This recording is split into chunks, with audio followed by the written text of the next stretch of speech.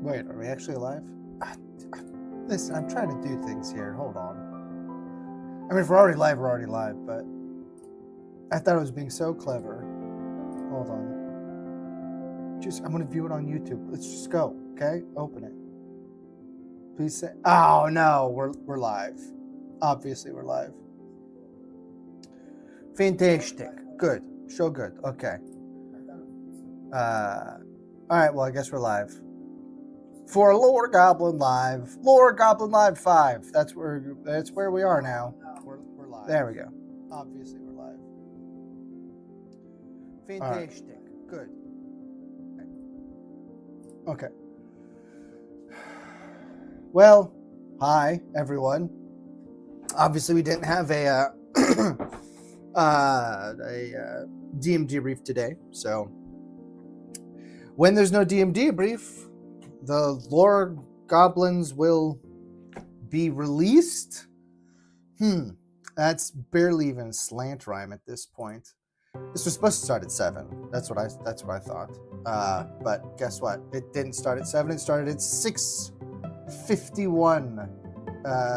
Roughly 6:51. I think that's coming through a little bit hot. Let me just tune that down a little bit. Let me double check this real quick, actually. But it didn't start at 7. It started at 6:51. Roughly 6:51. I think that's. Hold on, I'm trying to.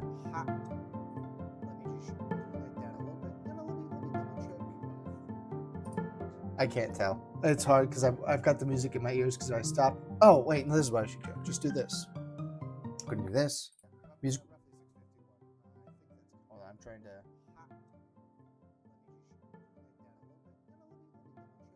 Oh no, we're echoing. I can't tell. It's hard because this is so professional. Okay, hold on. I gotta.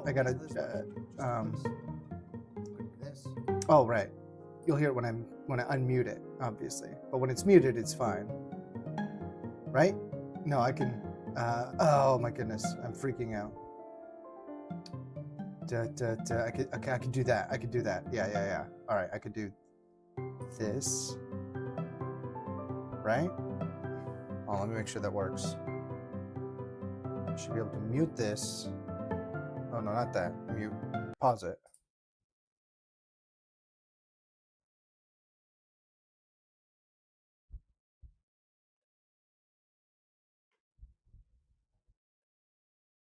I'm caught up to myself now in the stream.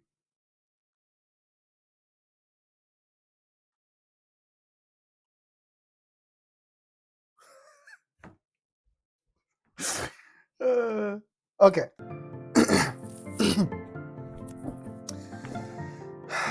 My guys, you know how we always say, live by the jank, only the jank.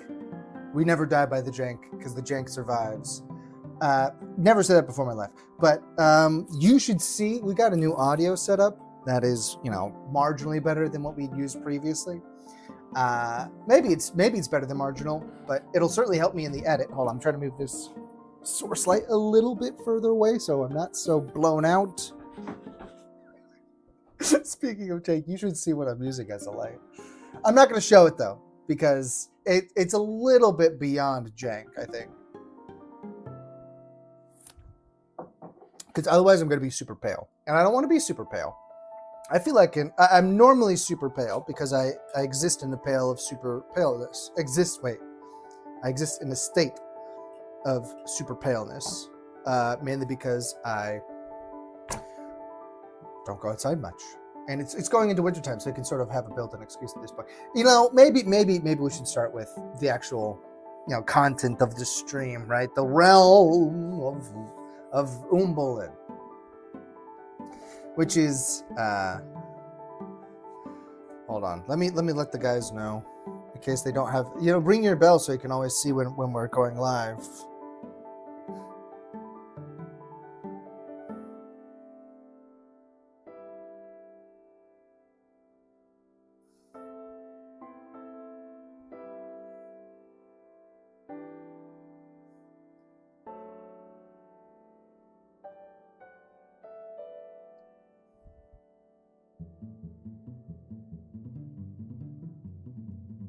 Oh, not Hank, Jank. Thank you.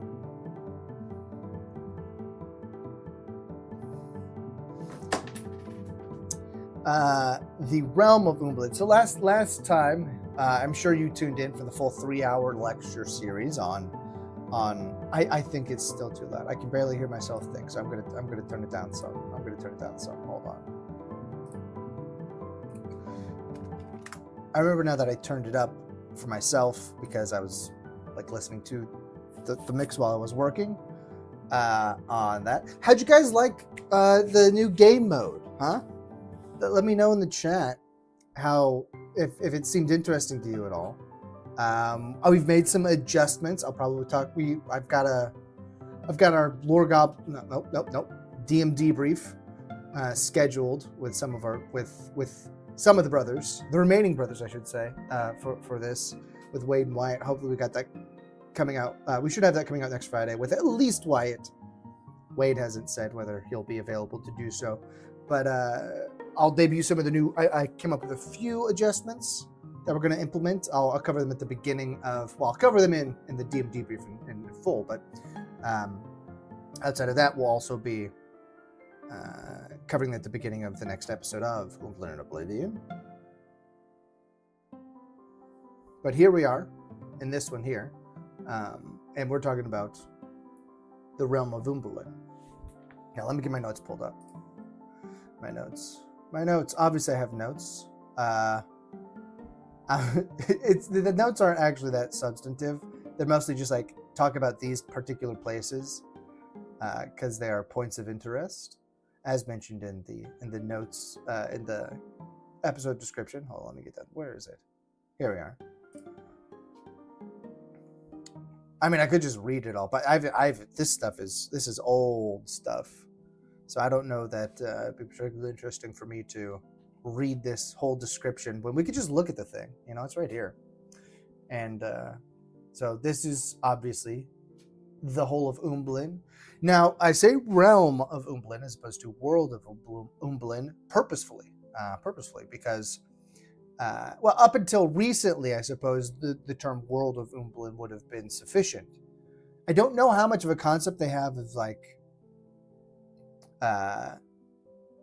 circumnavigability, if I could create that large of a word, of them being on a something in space. I'm going to say that they've got some sort of concept of them being on a planet, whatever that would be in the world, because they do have a moon, right? So if they have a moon, if they have that good old Tyranner, aka moon, then they have the ability to conceptualize of themselves being on something of that sort, because they can see that it's a circle, a sphere, if you will, because it's definitely a sphere. So you should be able to conceptualize it being that. So they may have considered like Umbalin the entire world at that point, but with the incursion of the Far Shores that occurred, as we covered in the last episode, several hundred years ago at this point. Hold on, I got the timeline right here. Look at this. Look at me being so prepared. I'm just going to resize the window real quick so that it looks neat and tidy. There. Wow, that did not work as well as I thought. But it worked well enough that we can see that the incursion of Far Shores happened 300 years ago. Well, it's like 3 and change, right? That's not an exact timeline. But when they arrived, those Sashek and Nopari and Olsfak and Pubrum, suddenly there was somewhere else besides Umbalin, right? So realm of Umbalin is very purposeful because it infers that there are other places on this world besides Umbalin.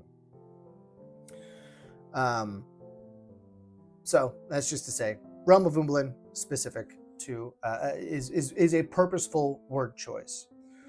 Now, in the last episode, we did cover like the history, so we sort of got over all of this to a certain extent, just as we were talking about the different happenings, like I got this. Sorry, I had burnt my fingers and now they're starting to come apart, and I find it horribly distracting because I'm just looking at my knuckles. I should look at the camera instead.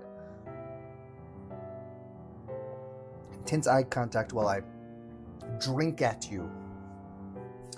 Looking at the map instead. I'm going to look right through this at the map.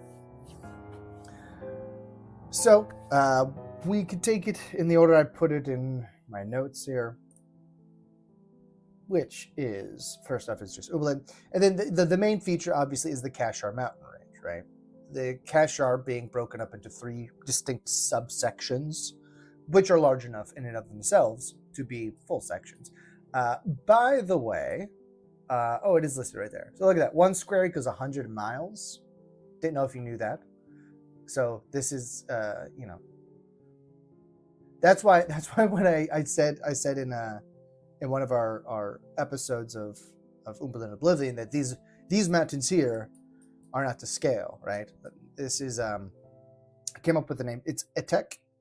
It's Etek. Hold on, I got it in my index now. Hold on, I can do this. I've been putting together Itekion Kolpola Mundir. Yep, Itekion Kolpola Mundir means grand table of the sacred negotiation.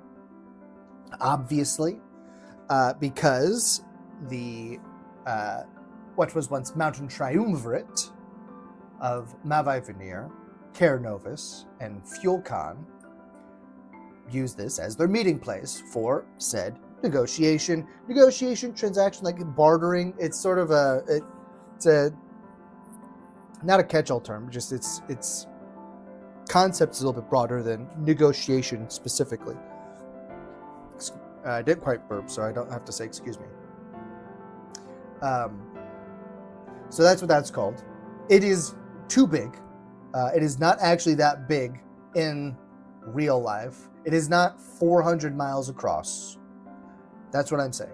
I'm saying that it, like Omvarag, each of these not quite being 300, 250, etc., miles in diameter or circumference. Nope, different things. Circumference is, I was talking about the diameter, not the circumference. The circumference would be, square miles or whatever. So, if you know as little about historical maps as I do, then you are under the impression that on occasion map makers will exaggerate points of particular emphasis that have to do with making their own affiliates more important, right? So say that you're an old map maker from jolly old England trying to make a map about Europe, and you finish your map about Europe, you're like, these British Isles are kind of small when you compare them to the rest of Europe. Maybe you just kick it up a couple notches. Maybe just I'm just kind of making England a little bit bigger, making Wales a little bit bigger, Scotland a little bit bigger, making Ireland a little bit bigger than they would otherwise be, as they would accurately be portrayed, because you want to seem more important. That principle applies in this instance when you have the full woodcut on here. And actually, this map is world accurate to the time of the incursion of the Far Shores. Just following, because I do have Roresh on here now. Royeresh. Oh man, I just realized that I've been putting together this index. I'll show you the index. I'm not going to show it. Don't screen grab this stuff. But I've been putting together this index for the book. And you see I've got the pronunciation guide up here. I just realized that I've got to do that OE. I got to do the AE. But luckily I haven't gotten that far in my most recent edit for the novel. Right now I'm just, I didn't get much work done on it today. I was only I got 20 pages of editing done on it, which is not good because it's not a full edit. I've already read it and edited it, but I'm just going through and collecting the terms and making those few edits that I do need to into my word processing program. So it is not impressive to only do 20 pages, even if it is over the course of a workday where you actually do other work. Let me check on the stream, make sure that nothing's going wrong. Where's the stream? It's way too many pages open. Where's the stream? There's the stream. All right, stream's doing fine. Stream's doing fine. Stream's doing great. Where were we? Current bit rate is at 2654. I'm reading it at 27360. Oh, okay, dip right there. It's dipping. It's still above 2600 though. I don't know what it's supposed to be. Open widget. Oh, 68. Crime in Italy. How do I increase that? How do I increase my KB my bit rate? I feel like that's probably something I should handle off stream. Hold on. Oh. Well, I'm just gonna up it. What does it say? 6800? Sure, I'll up it to 6800. Apply. There we go. And just like that, now we've got an even higher bit rate. I'm like, my computer can handle it. It's fine. That was easier than I thought. Is there other things I need to do in here? Hold on. Audio bit rate. It's bump it up. 320. Oh, okay. Fine. What is my encoder preset? I don't know. Okay, I'm getting outside my depth for that. But, okay. Now I got to double check the stream again to make sure it's okay.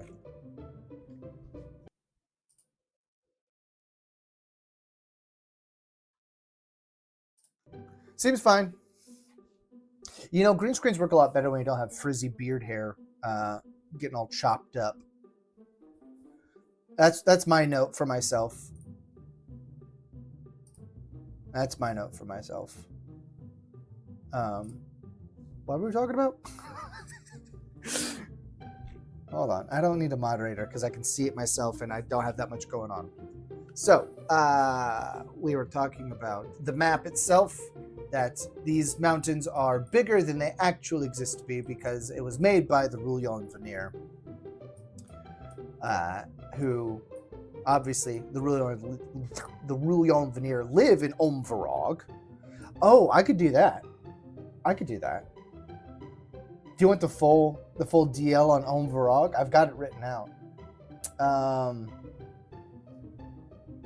I liked reading the last one. Hold on, I can do this. Hold on. Let's see how well I can read through this. Here we go.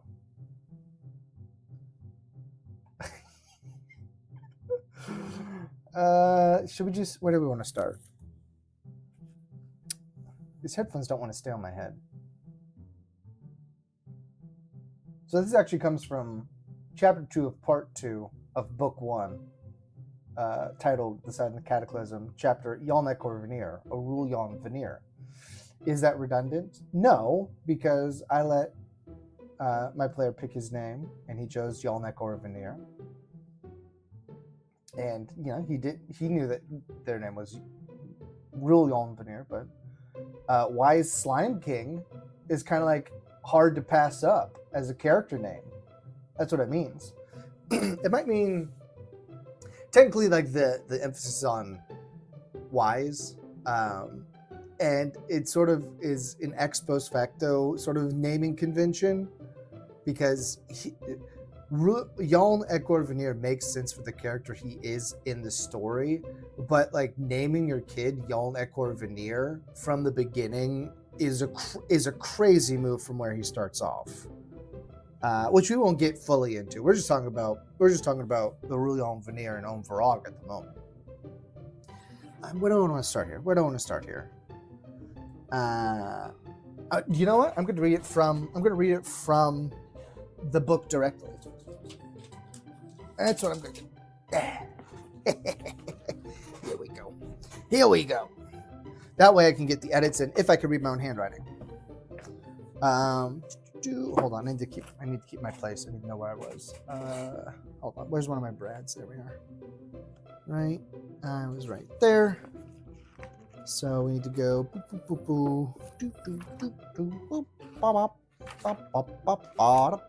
Highland Wrath. Highland Wrath is in Elena Rose. There's Bolosh. Bolosh Part 2. Sister, that's Het Story. Story time. Lower Gobblin Lifestyle. Almost there. Luckily, most of those are just... Oh my goodness, there's so many highlights I have to add in here. Oh my word. Oh my mercy. Oh no. It's so much. And you know, if you like this, keep an eye out for whenever this ever, if it ever... Hold on. My hair. Is it fine, my hair? I think it's fine. In my best narrator voice, which has to be a little bit different than my regular voice, yeah? It's sort of accentuated, just a little deeper, a little bit more mellifluous for you all, just a little bit more, maybe mature sounding, less like a punk. I'm 32. I'm mature enough, you know? Whatever. 32, that's gross. Don't look at your finger. You're going to get distracted. The Rouillon Veneer have, since the Great Schism, been considered strange by the other mortal races. For centuries, they were rarely seen outside of the boundaries of Umvarog, their mountain island home. And only recently have select outsiders been allowed to venture within. When encountered out in the world, they were never found to be idle. Rather, they were always on some sort of mission, driven by a deep devotion to their cause. In search of some minuscule bit of information, their questions were astoundingly precise and unsettling to most. But they vanished as soon as their task was completed, back to their heavily warded domain. Before the breach, aside from those occasional excursions, their seclusion was almost complete. But the destruction of natural order wrought by the world wound drove them, like the other races, into reluctantly unified action.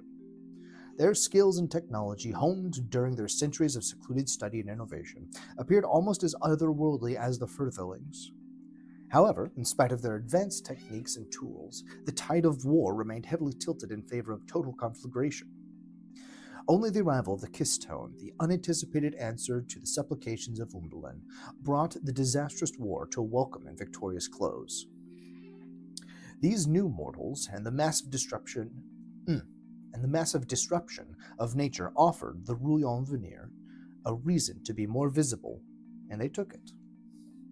Since then, the Rouillon Veneer are responsible for a wide swath of scholarship regarding magical, natural, historical, and religious topics. Their knowledge is deeply desired by those in power, but the eldership remains greatly reluctant to send out any individual. They have installed a lengthy application and approval process for any foreign party requesting an advisor. However, while these and other excursions continue to grow somewhat more common for the Rouillon Veneer, outsiders rarely set foot on Umvarog.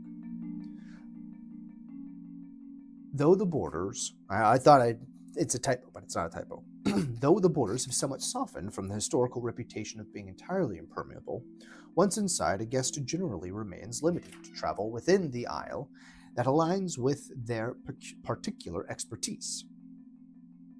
Each of the 5 mountain isles of Umvarog specializes in one aspect of the Rouillon Veneer's all-encompassing research scope. I feel like that should probably be a scope of research. I'm going to make that note. Do I have my red pin? Red pin's over here. Red pin is over here. Oh no, my pencil fell. Scope of research. Scope. Put that over here. Put this over there. Put an of in between. There we go. All right. Should I read the rest like this? I know that no one's there to tell me otherwise, but I have too much self-respect for that. Too much self-respect. Let's check in on the stream, see how it's going. Oh no, it's back to me being like this. I cut in too early. Where was we? Hold on, let me go back over here. Oh, we're going to zoom back out. Well, no, we can stay zoomed in because we're about to start talking about these fellas. All right. Lame.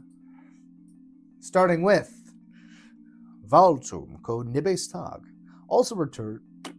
Let's start over. Let's not start over. I won't go back to page 1, but I will start over that paragraph. Valtum ko Nibes Tag, also referred to as Omval or the Hall, holds untold volumes of histories, both ancient and new. The inhabitants of the mountain known as Umaldrumvis, or recorders, chase down long-forgotten tomes, collect oral histories, and even transcribe all sorts of indigenous and cultivated music. They are, by and large, the most approachable and courteous of the Rouillon veneer, as they have the most contact with the outside world and are tasked with probing the most sensitive subjects. Their chief rivals in many endeavors are the scholars of the Towers of Roudaon. The Towers of Roudaon. On the map, Towers of Roudaon. Boom. Not very close, but they are rivals. Bing, bang, boom. The Shauran that take up residence in those lofty spires act as almost a direct parallel to the Rouillon veneer. However, they are much more reclusive and secretive about their work, which is notable due to the Rouillon veneer's penchant for tight lips and reticence. If information arises concerning the tales or antiquities from the Shauran domains, especially if it pertains to the era of the unified Shauran, the recorders in the Shauran... That is too many Shaurans. Do I introduce the term... I'm not introducing the term Yalnsud. Yalnsud, which you would have heard about in our campaign, because actually, this is for you all, for all of you who know the campaign. I mean, this is crazy because you're hearing the other side of it. Well, not really, because this is giving you a background on Nibdrum, who is a Umaldrumvis, and also, we know that Fisvenir is a Yalnsud. And the Yalnsud, I'm going to add that in here, Yalnsud of the Towers. That's a good edit. The recorders and the Yalnsud of the Towers will regularly engage in a race against each other, with only occasional outbursts of violence. There's some footnotes in here, but I'm not gonna do that right now.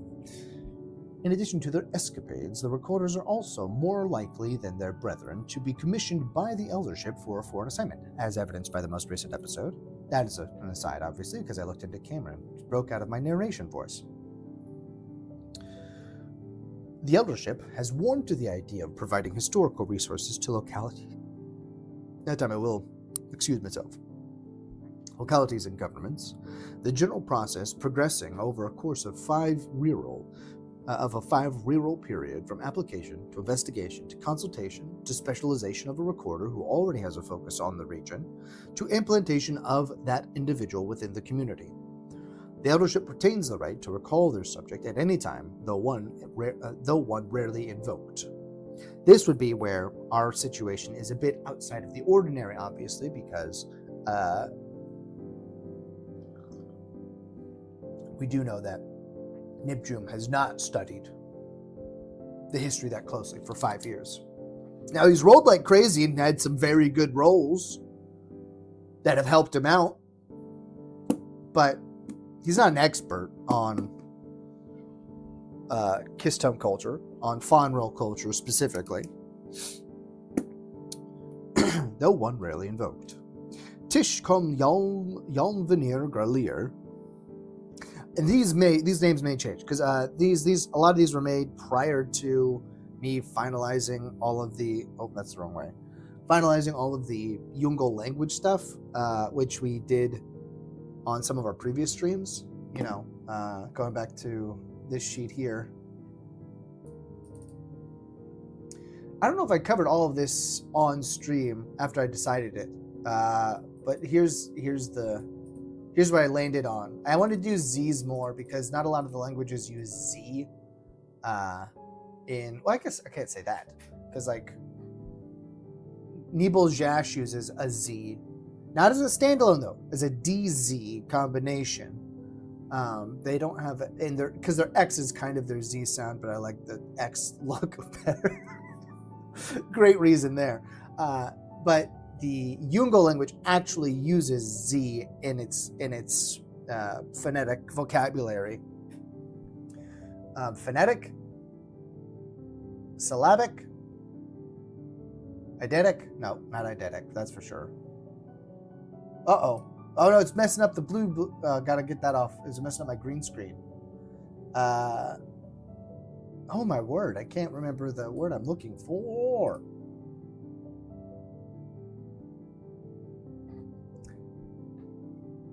I've said it multiple times not on stream, but in the episodes.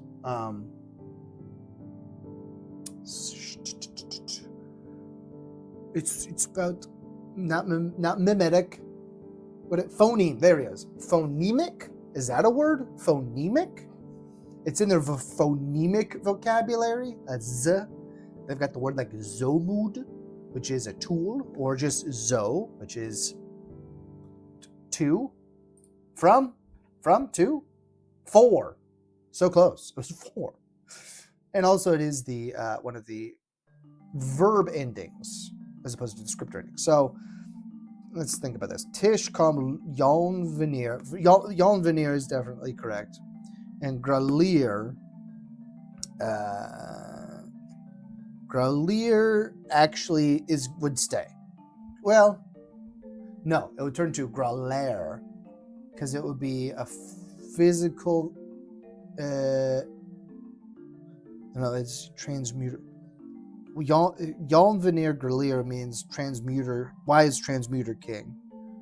But if I change it to yon veneer gralor,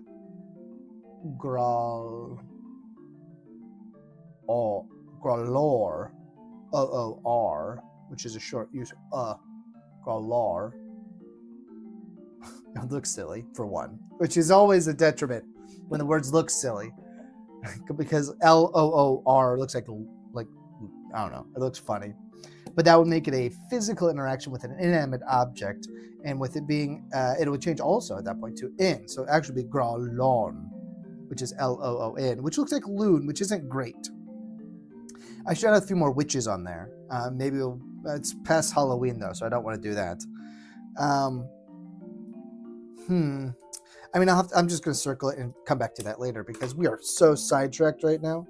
I supposed to talk about what? Oh, I didn't even move the map. I apologize. How rude of me. We're talking about Tish kom yon veneer gralier, which is probably actually going to become Tish kom yon veneer gralor. Yon veneer. Does it seem? It's one of the names for FuelCon, is what it is. Yon veneer gralor, loon, gralon, OON, but OO is, like I said, short O sound, so it's not it's not loan, it's lun. What's the short O? Jaw, right? Yeah, lawn, gralon, short O sound, like job. R-A-E-O-U A-E-I-O-U. There you go. I remember those work from 2nd grade grammar. I don't know, man. Where are we even going right now? We're going to Tish kom yon veneer gralier. That's where we're going. If you're watching, you're not. So, let's keep trucking. This music's a little bit more apropos for like a mountain place, right? Tish kom yon veneer gralon. I'm going to change it on the fly. The largest of the mountains. Is that true? Is that true? Hold on. Is that true? Yeah, it's true. Now, did I choose that mountain and call it the largest mountain call this one that because it was the largest mountain? I honestly can't remember. Also known as Tish, or the city, stands in the mindset of the Ruyon Veneer as the seat of FuelCon. The Ruyon Veneer, who reside within Tish. I want to change how I'm sitting here a little bit. I'm going to change how I'm sitting. Does it look better if I hold up the... Oh, does this look better if I hold this up? Like some weirdo? Do you like... See, the jank doesn't just apply to the show. Like, look, this is duct tape holding the back page on here. I'm going to use this. I'm going to hold it up. Where fewer? No, we're too late. I lost my page. Is what happened. All right, there's Het Loblish. There's Holberlum left. Okay, there we are. Nope, that's Voltum Konibistag. Oh, wait, that's the first one we did. There we are. Don't break it. This is not great. I'll start off the paragraph so you all can, keep up. Tish kom Yoln Vinir Gralon, the largest of the mountains, also known as Tish, or the city, stands in the mindset of the Rulyon Vinir as the seat of Fjolkan. The Rulyon Vinir who reside within Tish's depths, called Lorir Rul, or speakers. Lorir Rul actually would mean divine speakers, but I'm simplifying it as much as possible for the sake of the narrative. In here, it's just listed as speakers, because that's what this is shorthand for.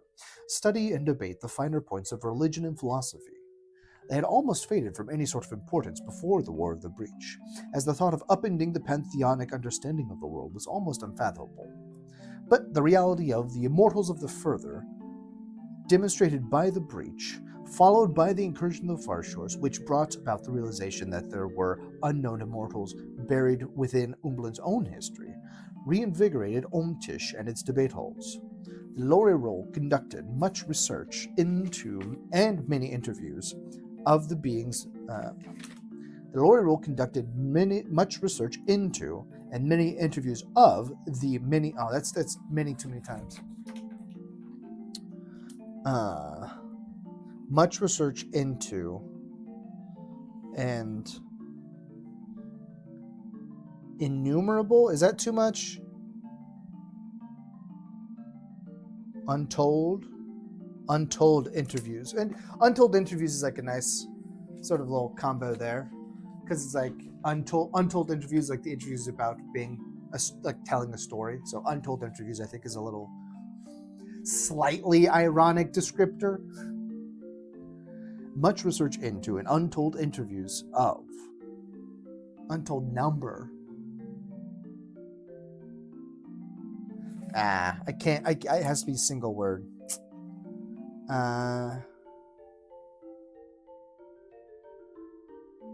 Much research into and.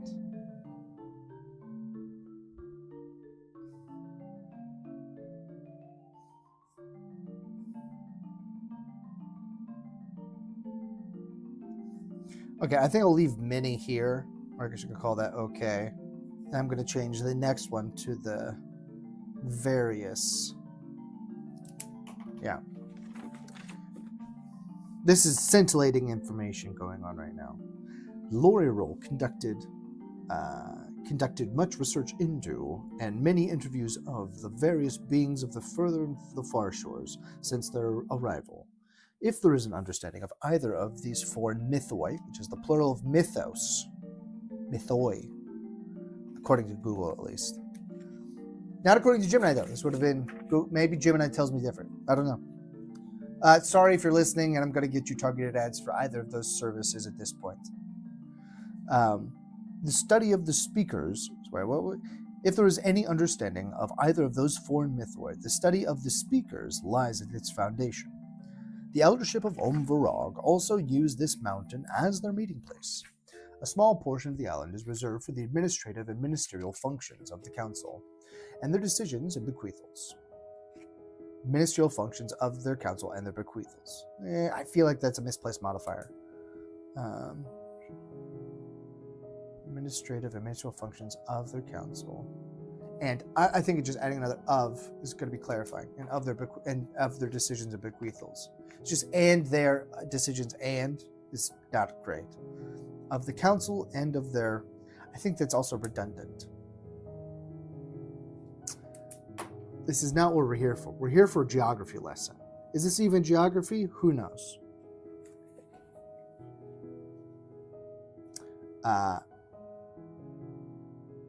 And of their decisions and bequeathals. Holrelum Rethnehar has the fewest permanent residents, but all Ruyon Veneer will spend some time there during their lives.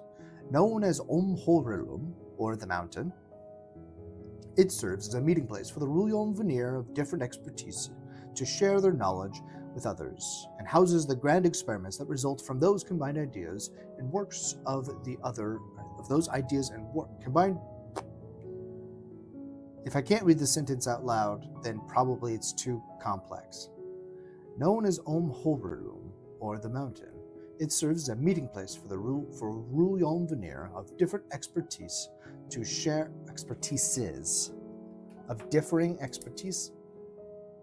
different expertises to share their knowledge with others, and houses the grand experiments that result from those combined ideas and works of the other Ruyon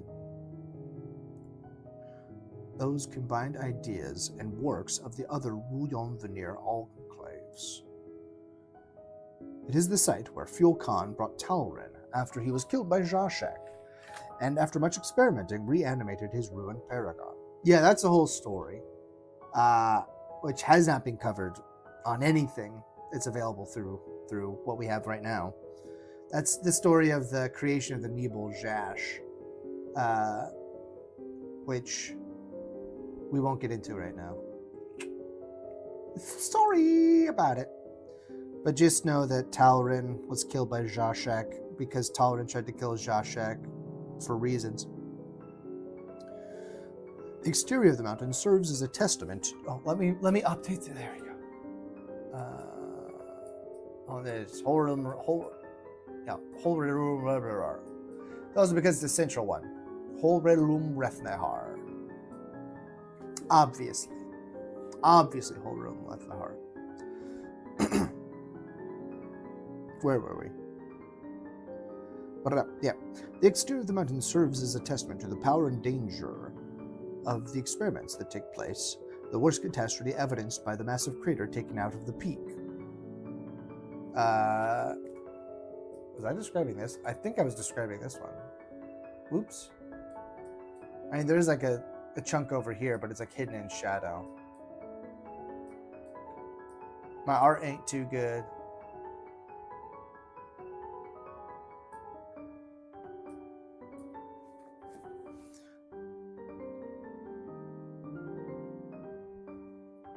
Where was I? The mountain also serves a threefold function of armory, hospital, and academy.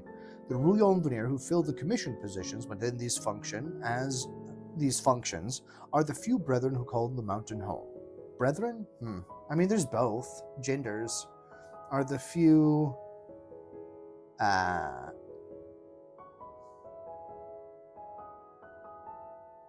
you can't even see the book anymore. What's the point if you can't even see the book? Might as well just lay it down. I mean, I could get my reading. I've got like a little reading desk that I picked up from Amazon, but it's going to block up too much of the screen. It's just I don't... Hello? Oh, you saw so much green there.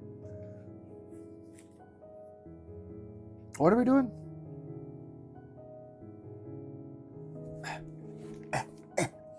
There we go. There, that's perfect, obviously. Brethren can be gender neutral. Sure. Are the few brethren who call the mountain home. The Sur Volumtabkor, or smithers, craft the armor, furnishings, and goods of the island. The Sur Inurmokor, or healers, devote their lives to the medical treatment of others. And the Sur Yonrefnesh, or teachers, instruct the young Ruyon Veneer in a wide swath of subjects. Ruyon Veneer from the other islands, who have surrendered their original commission due to age or injury, often retire to the mountain to become teachers of the next generation. Rarely, a Ruyon Veneer will find that his research is hopelessly flawed, and rather than shift specialties, volunteers surrender his commission and join the ranks of the teachers. A sad state of affairs that would be. As a consequence of collecting and housing all of the Ruyon Veneer young in a single location and schooling them together, the bonds of direct family, of parents to children, falls beneath those of the students gathered within their classes.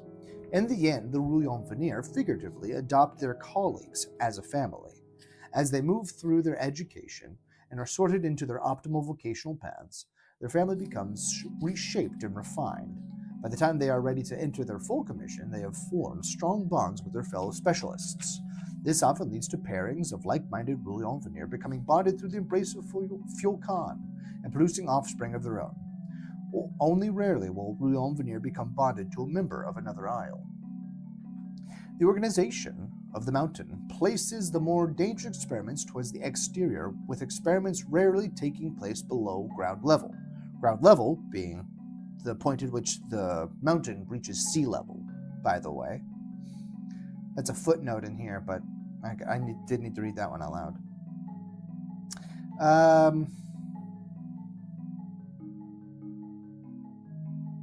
Using experiments twice in such quick succession is not a good use of vocabulary. The organization of the mountain places the more dangerous experiments towards the exterior, with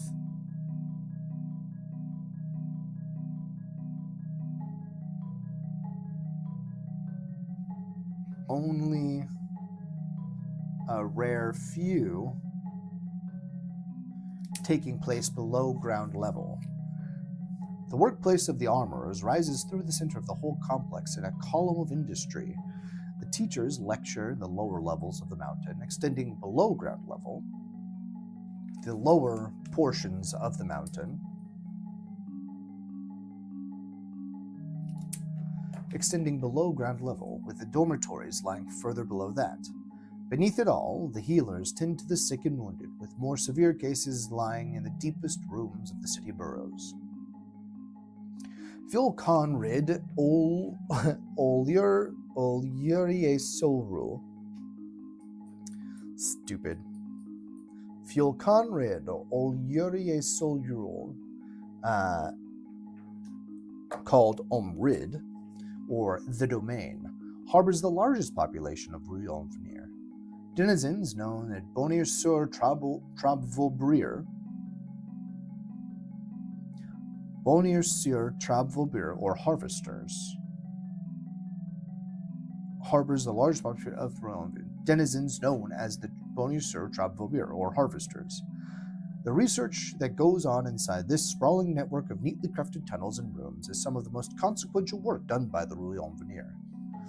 The blend of natural law and magical by the way, Fuelconrid Ole Sorter, however you say that, means natural and magical knowledge. That's all it means. Fuelconrid means knowledge. Olyurie means of nature in Shauron. Ace is and. Orul would be of magic. It technically means powerful, but O means like of. It makes it like you're describing something else. So it's yeah. And the Fuelconrid being the first thing in the name takes precedence as the key subject of those others being descriptors. So it says magical and natural and magical knowledge is what that means in total. And it would be that would be interesting to write, because typically I like the Yungle words to be two symbols, but this one would be constructed of mostly Shauron words, which means that you shrink down the Shauron letters and place them into a square to create individual words. So you would have like OLUR as one of the words, Ace as its own little section, and then Orul as its own set of words. So that may be a little bit too deep for lore, Gobblin, to be honest. I don't know about that, man. Some stuff doesn't deserve to be on camera. Probably like me reading off this silly book. Where are we? The research that goes on inside this sprawling network of neatly crafted tunnels and rooms is some of the most consequential work done by the Rouillon Veneer. The blend of natural law and magical influence that permeates Umbalin can trace most of its roots to the deep chambers of the domain. Since the March of Zabul, a healthy bit of competition between the scholars here and in the academies of Zhashka-Gishkar have cropped up. Zhashka-Gishkar, specifically the College of Utranbor, all right? Much closer rivals. It's like barely even 400 miles between the two, depending on where this island actually is. Don't look at my lips like that. You enunciate. The academies of Zhashka-Gishkar has cropped up. However, the Nibel Zhash study pure science and operate in a wholly empirical manner, creating a sort of ideological distinction between the two groups' methods and goals. Due to these differences, over the past few centuries, a tenuous partnership between the two races has developed, wherein the two swap especially gifted individuals for a limited time to share with the other some sort of new knowledge. Omrid also houses small-scale experiments and proofs of concept before moving them over to Horelum, or the mountain. At Tirlyuri, the Tirlyuri's peak lies farthest from the shores of Umbalin and shelters some of the most reclusive of the Ruyon Veneer, the Yuri Birol, or servants, also known as Yuri, or the Preserve. It serves, as the name might suggest, as a biological preserve that studies the natural history of Umbalin in an effort to discern what the world may have been prior to Pashwal's corruption. However, their efforts have increasingly become focused on maintaining species of flora and fauna that were put in jeopardy by the breach and the incursion of the far shores. The loss of habitat in the western part of Umbalin during the War of the Breach has put many species at risk of extinction, and ultimately some could not be saved. Every departure of the species from Umbalin stands as a grave tragedy for the servants, memorialized in a massive requiem called a Rulnahar Lanat, meaning broken divine transaction? Yeah, literally that's what it means. However, the process for declaring a species truly extinct requires serious research cooperation between the servants and the recorders.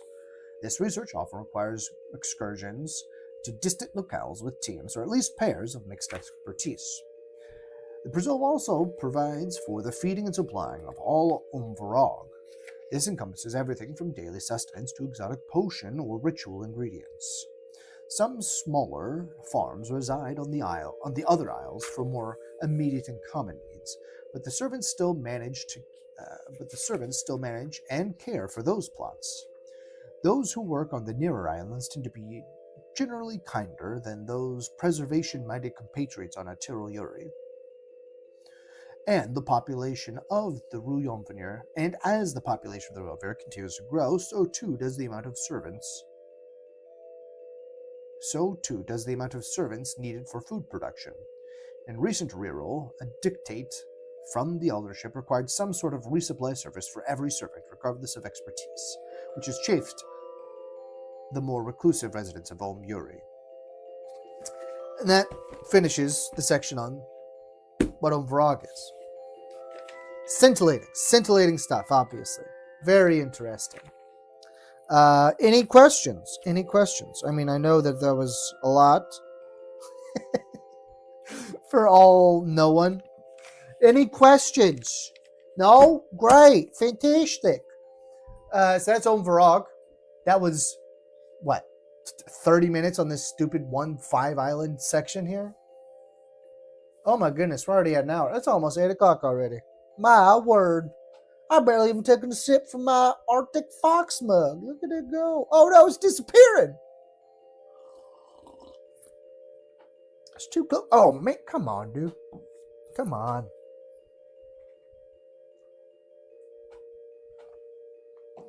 Sometimes you just get too excited to drink. You know what I mean? Sometimes you're just too excited and then oopsie daisy, got to spill on your hands. Got to spill on your hands and then you got to clean it up. Or you just shake off your hand like you didn't do nothing wrong. Live on camera.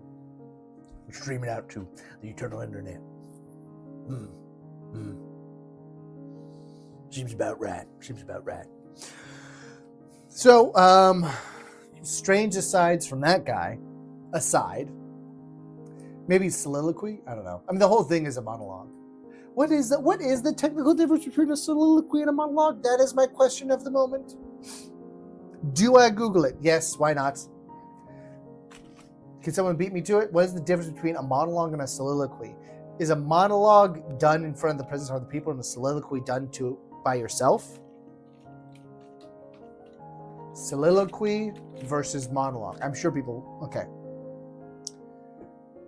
Oh my goodness, was I exactly right? I was indeed.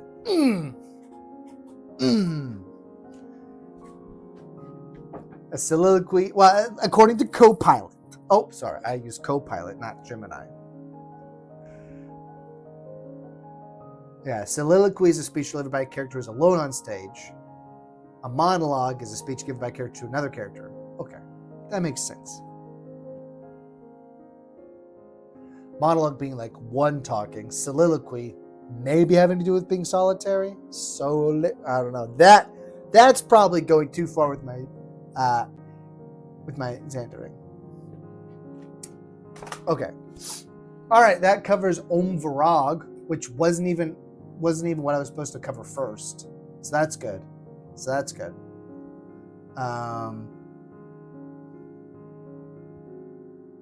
Okay, no. It makes sense because we're talking about So that is this portion of the Kashar mountain chain.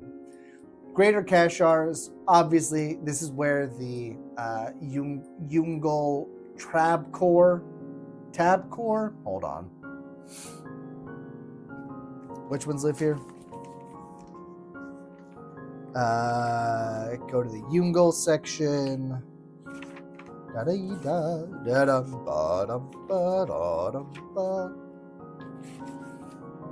Oh, too far.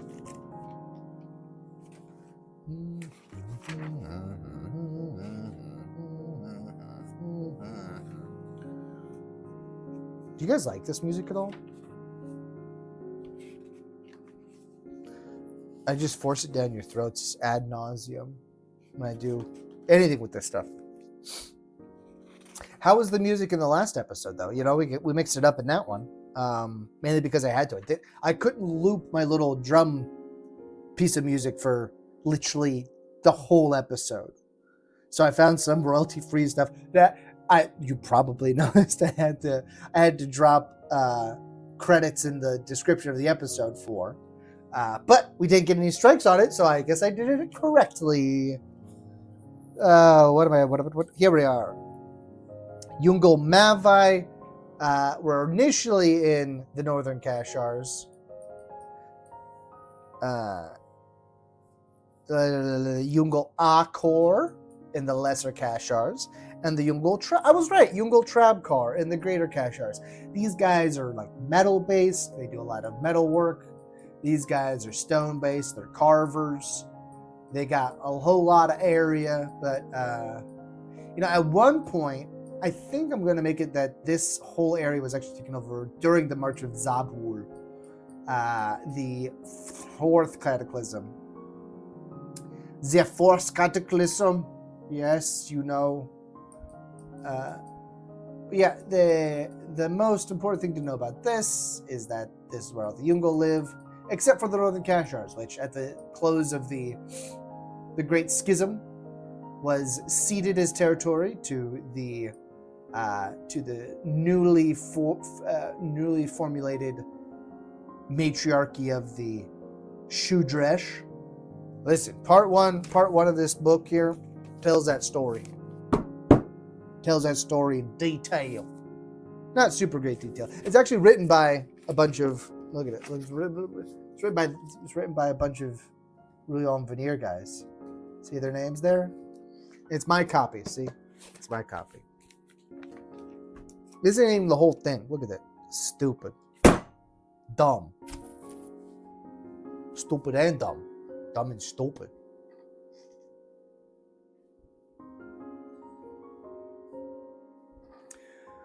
Anyway, Northern Kashars ceded at the end of the Great Schism to the defeated rebels of the Shudresh. That's why it is now. It's Northern Kashars to most, but Sholathan. Sholathan to the Shudresh, with their capital being, oh, this should actually be a capital. It should be a little star. Excuse me. Shiln Irvain Yurovs. Yervain Shurovs. Shiln Yervain Veins Euros. No. Vain Shurovs. Ofs is a we ending. Shiln is where. Irvain.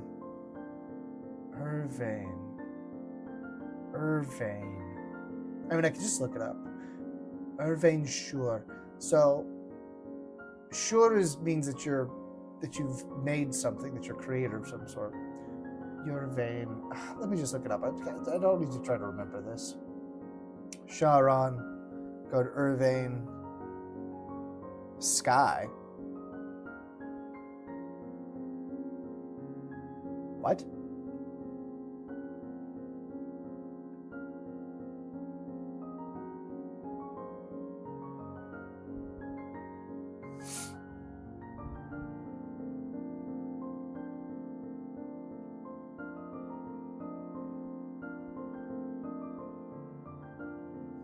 It means where we will make the sky.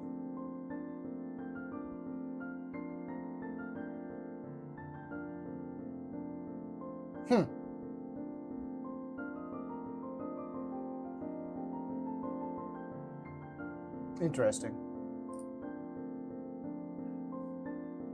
I'm trying to remember exactly what I meant by that. I think I get it, but I don't want to say it for sure. You know, because somebody might steal my idea. I have no idea why. Yeah, so that's the Northern Kashars. They do spindle out here into the Lasodren Friss. Lasodren Actually, that's correct, because you haven't met the shoe. Oh, you did meet one shoe dress, didn't you? You did meet a shoe dress. Alright, lads. It's time for battle. That's a terrible accent. It's because I don't want to actually shout into this thing. Yeah. This little piece of hair just keeps. It's because. Look at this. Look. There we go. That's so much better, obviously. Umvalbo. That's the main capital. Tish is what's what is on the bank of the Odeyanvar. Look at that line. Look at that line. I need to go fix that. I gotta get that line off there. Look at that. That's terrible. I can't believe it. Oh my word. Gotta get rid of that line. Oh, it's embarrassing.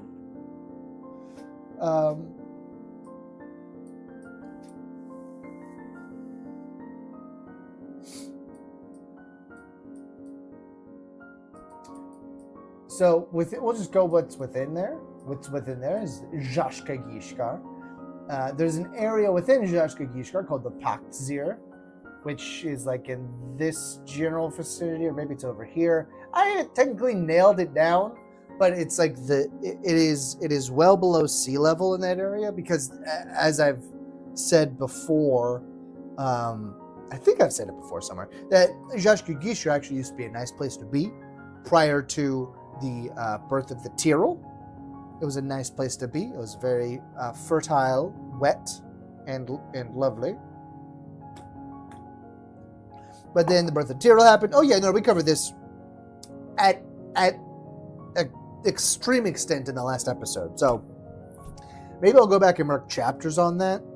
No, I don't have the time to do that. I don't have the time to listen back through that string of nonsense and like put chapters in there.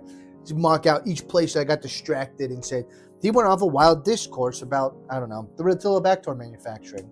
That wasn't a wild discourse. It was rather a dull discourse, because it was just me reading off a how it's made section.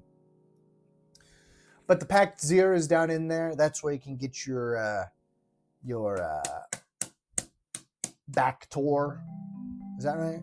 No, Backtor is just blood. That's where you get your tar. You pull it out of the water. This stuff from the last episode. We talked about it. We talked about it already. I don't need to rehash this.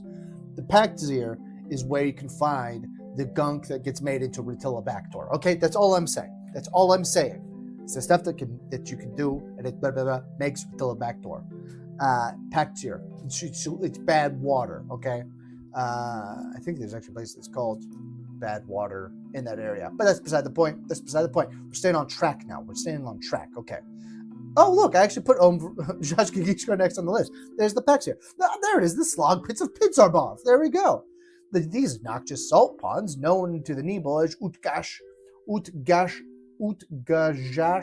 Raktor, or Blood of the Eternal Elders, obviously.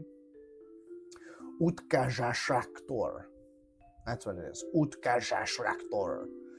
Vary between impassable muck and inescapable wells of tar.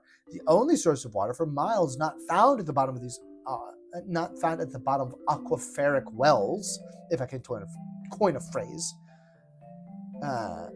The liquid is entirely non-potable. A sip from this would do more harm than good, both because it is of its saline quality and high degree of pollution. This place is also home to many of the predators that call Zhashka Gishkar home. Should use home twice, but I haven't edited that particular paragraph in a long time. Then continuing our, I don't know, what would you call it? Like,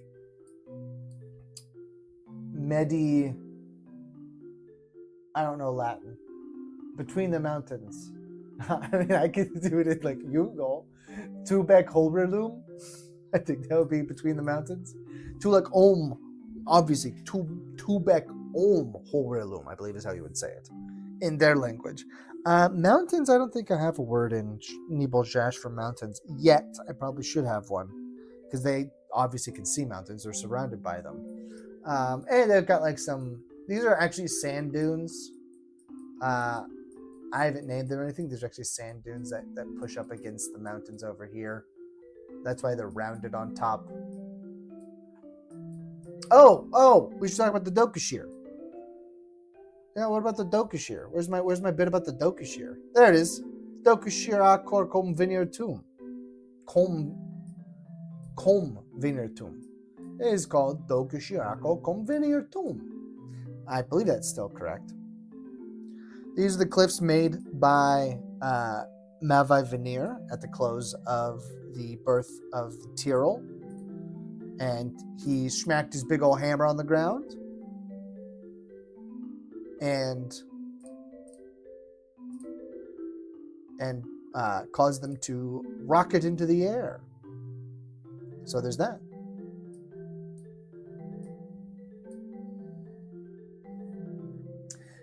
There's right here, on this outcropping, there's actually a city that belongs here. I haven't put it on there yet, obviously, because it's not there. But it has it has a giant elevator that goes up and down. I don't think I came up with the name for it yet, because it's like, hold on. Yeah, we're good. Hold on. Yeah, no, we're good. I haven't come up with a name for it yet because I haven't. Okay, because I haven't had to.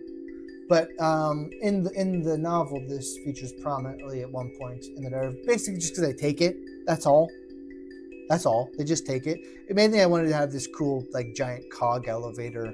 I'm like, I'm gonna put it in the story because I needed to get them from. They gotta go from like way over here to here, and it's gonna be quicker if they go like this than if they go like this. Because you gotta go like all the way down here and then come all the way back. Like, look at how much extra that is. It's so much extra. So they gotta take the elevator. That's why it's there. It's there because it's for convenience. But yeah, it's cool. It's got like a whole description and things. I spent like a whole week thinking about how this thing would work mechanically, and I'm no engineer, so it probably wouldn't work anyways. But I was like thinking about the cog of the wheel and like the I don't know what you call them, but like basically the arm that's going to click over the wheel so that it doesn't jam back down. Do you know what I mean? Do you understand what I'm talking about? If you've got a wheel turning like that. Oh, that's green. That's why. Here we go. Let's use this. If you got some sort of tooth mechanism turning, right? It's got tooth, so it's like, got the tooth going around on it. And you have a little arm that like it clicks over. So it'll be like this, right? So if it's turning this way, it clicks over the wheel and then snaps down so that if for some reason the rope were to break, it would catch it on that tooth. I don't know what you call it officially, because like I said, I'm not an engineer of any sort, but I think you can think through most of those things physics-wise. Now, the physics of it actually stopping it, that's the question. How strong does that piece of metal have to be to stop this multi-ton elevator that's made out of, that's carrying tonnage up and down it? How strong does that have to be? That answer, I ain't no mathematician neither, okay? So, no idea if that's feasible materials-wise, but I think in an ideal state, it would work. Because otherwise, why would I put it in there? I try to maintain like a certain degree of realism within the story. So, I think that I try to maintain. I'm not trying to maintain a state of. I give myself a hard time for that, but I talked about it frequently that the magical nature within Umbalin isn't supposed to outweigh the feasibility of the situation. The MacGuffin, right? You don't want to have your magic be the MacGuffin, be the answer, be the Deus Ex Machina. The MacGuffin, I don't think that's the right term. I think I'm conflating that with something else. But the Deus Ex Machina is the thing. Hold on. No, you're not gonna. I'm searching the MacGuffin. What is a MacGuffin? What is technically a MacGuffin?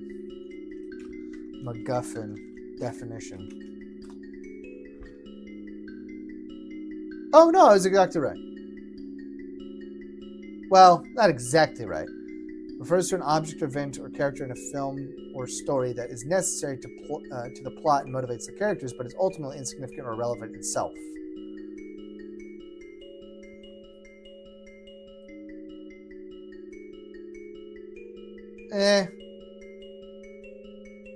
I'm thinking more Deus Ex Machina, that it solves your issues. I don't want magic just to be there to solve problems, right? It can be used as a tool for characters, but if it's just a panacea, if it just fixes everything, then it kills the stakes, right? That's why Harry Potter has to be a student, so he doesn't know all the magic that would fix everything. But then, you give the bad guys magic, and then it sort of can balance itself out to a certain extent. I don't know. That's why Gandalf had to go away in The Hobbit so much, because he could have just fixed most of the small scale issues that occurred in The Hobbit. That's why he had to be gone. Is that true? Fact check me on that. Was Gandalf gone in The Hobbit so much because otherwise he would have just fixed all the issues without there being any sort of actual conflict? So we'll move on from Zhashka Gishkar to the Odeum of our Fingerlings, which at one point was called the Lesser Wash, prior to the raising of the Dokashir Kolm Vineyartum. Dokashir Akorkum Vineyartum, excuse me. These aren't actually that important world-wise. Story-wise, they are. This is important world-wise. Tishkomlar Vobrim, one of the most important cities in the world. Oh, in the realm. Better stick to my own rules, right?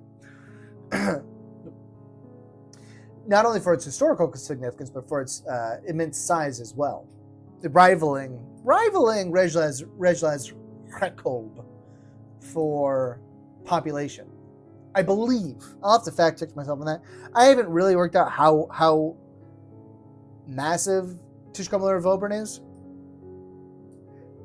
Rejlaz Rekob, yeah, probably comparable. I think Roresh is bigger. More sprawling, at least. Roresh.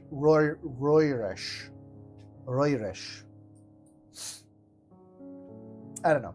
But the Odeum of our Fingerlings, now called the Kingdom of the Coratanil.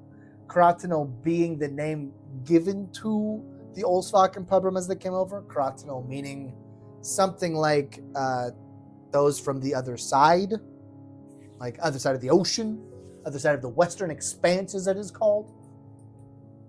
I should put that on the map. Western Expanse, somewhere out here. This is Sindel, right? No, that's Sindel. This is the Sea of Valnuir. The Sea of Valnuir. I think it's probably actually more Gulf of Valnuir. I think First Sea needs to be a little bit more enclosed, geographically speaking. So, like this is probably a Gulf or Channel Sea. This could probably be called the Sea, because occasionally this is like, the Bering Strait. What makes it a strait? Because this kind of like geographically is like, not really. Just cut myself off before I even finish my sentence. Maybe I should think before I speak.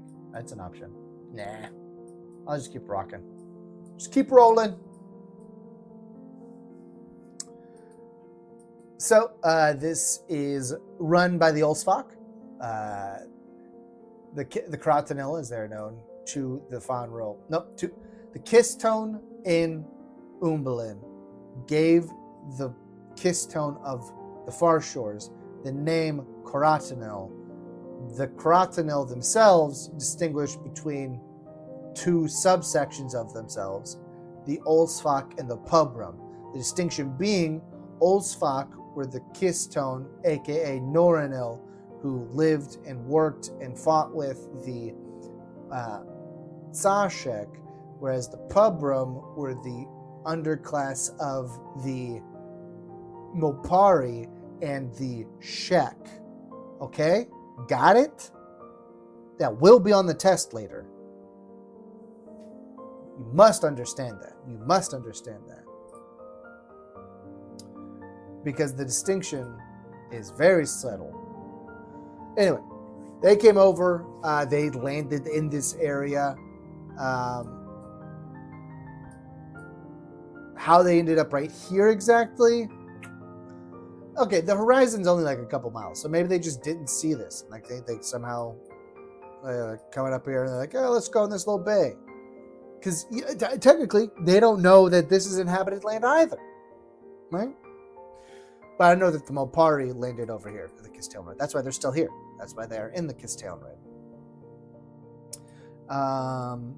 They so called the Kistailnred because, yeah, that's right, because the Olsvak got this land, not that land.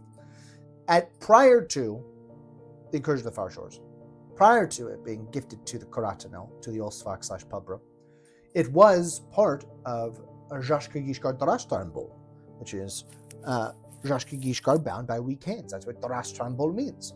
Meaning that it is made on handshakes. That's what bound by weak hands means. Handshakes.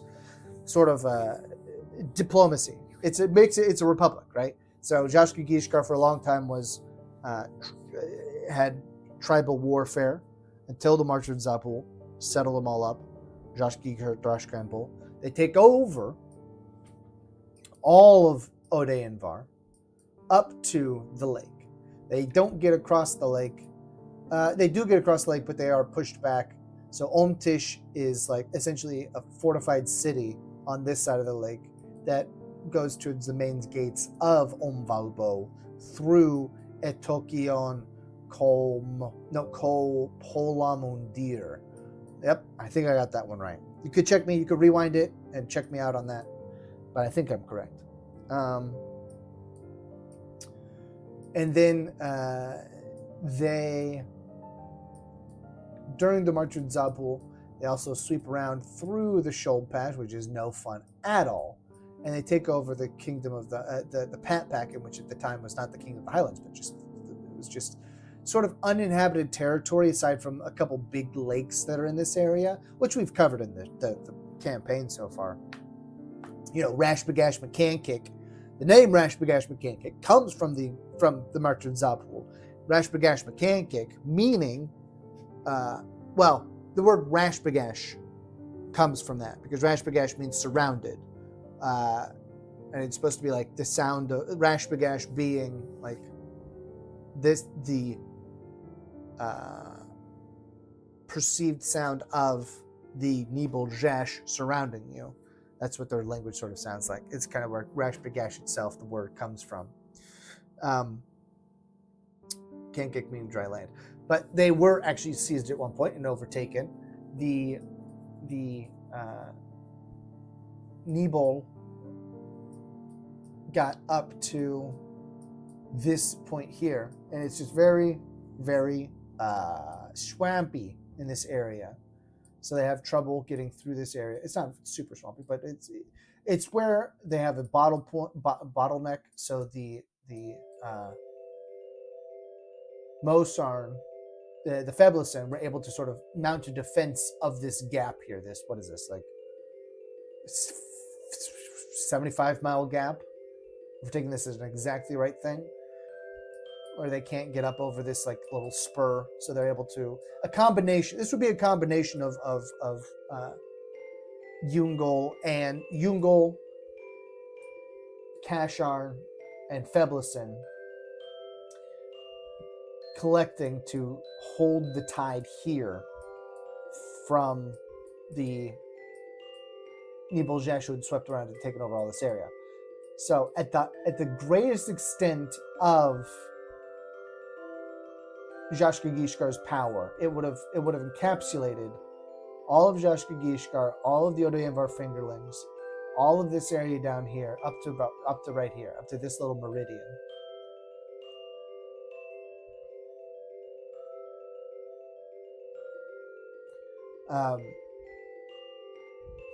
And Tishkamlar Vobrin is so important because Zabul thought he was just going to be able to march through here, and instead of having to work his way all the way around a place where not a lot of people are anyways. Shulpash being the first fallen domain, so no one actually owned the Shulpash at this point. It would have been crawling with baddies But, okay, so the fun thing about Zabul, right, is that he's from the tribe of Utrambor, which during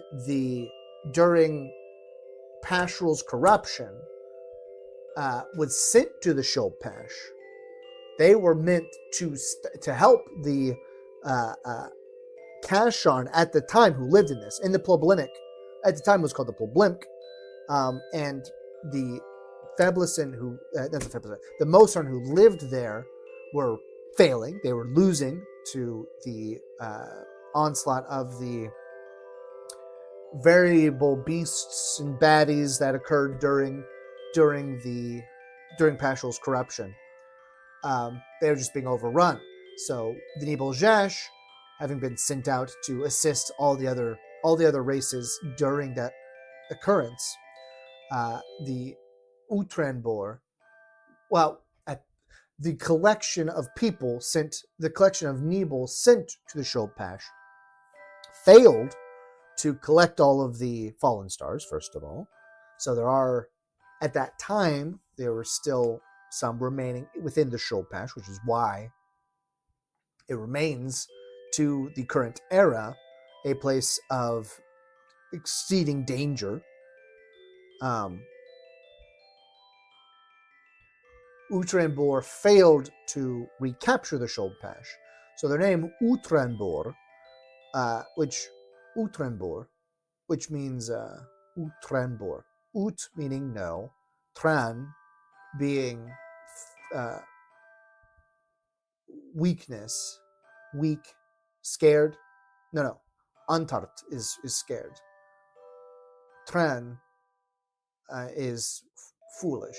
No, is weak. Yeah. Because it's sort of Takratan, right? Yeah. So it means family without weakness. So they come back and they call themselves family without weakness because all the weak ones died. All the weak ones didn't come back. So we're the only ones who came back. So the fact that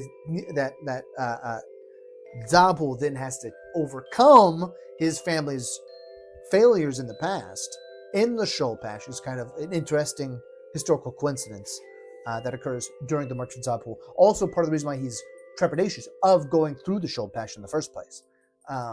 He doesn't go through the Shulpash, technically. He actually sends his own generals out there.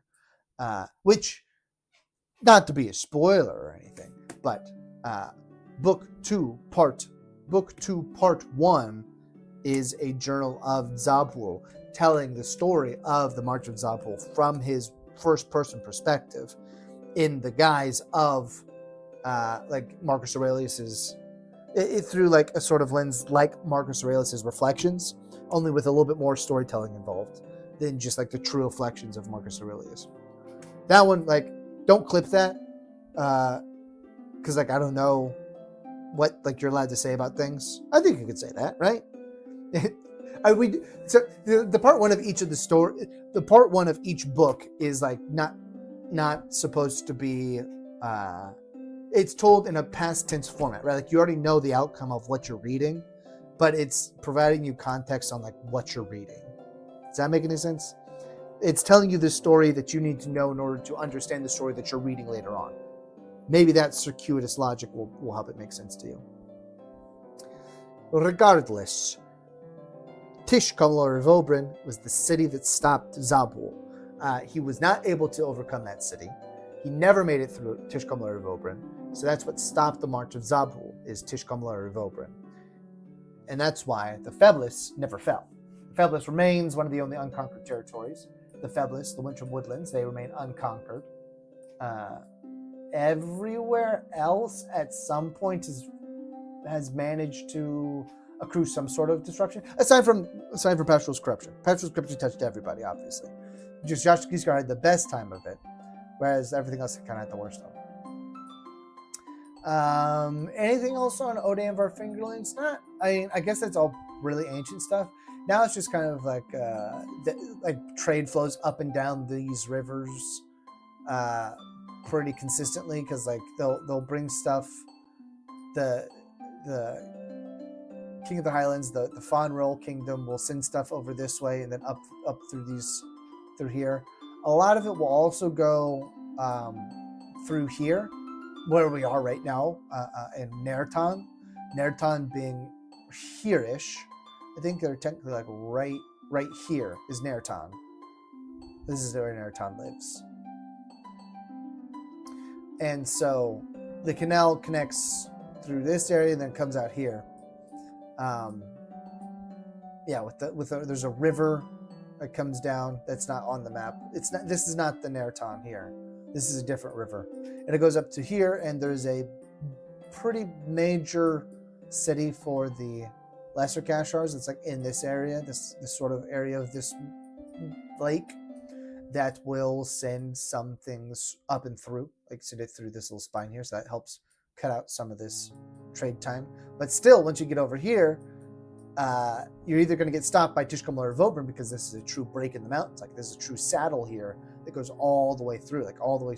Like it rises some, but there's major transactional interference that occurs when you try to go through Tishkamlar or Vobrin into the rest of the Lesser Kashars, through the, what is it called, Gribomir Dol? No, that's the guy who lives down there. It's the oh golly, what's it called?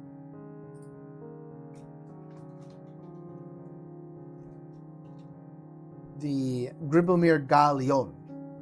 Yeah, Gribomir Gallion.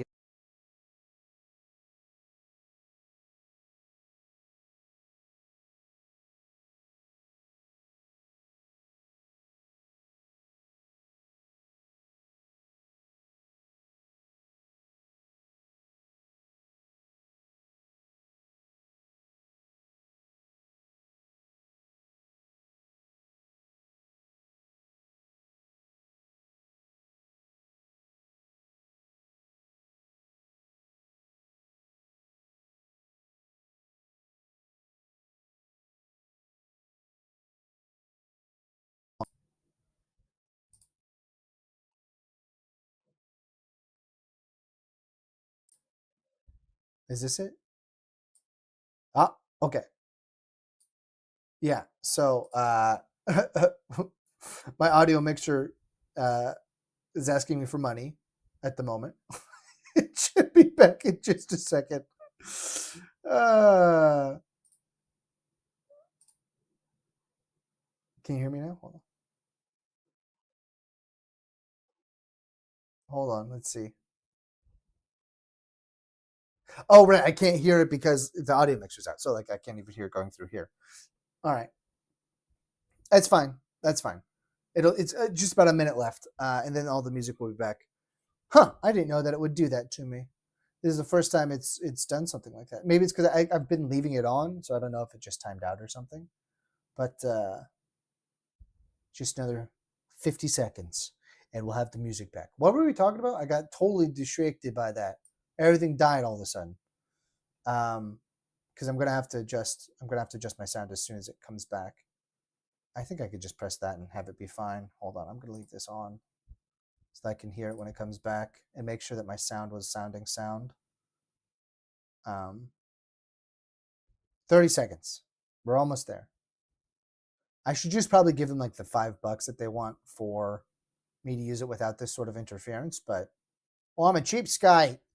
Not really. I'm just Is being a cheapskate the same thing as being a penny pincher? I feel like that's not exactly the same thing. Because I will spend money on things that I like and want, but I don't spend it on other things. Oh, okay. Here we go. All right.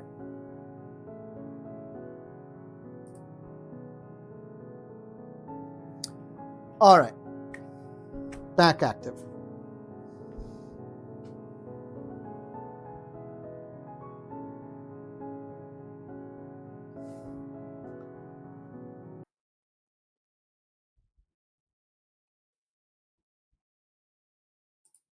Okay, we did it. We did it. We survived. We made it through. Now I have my backup audio capture device right here. So now I'm echoed for like 5 seconds. Not going to keep it on though because I'm trying to, mixing everything. I guess I could just all do it here.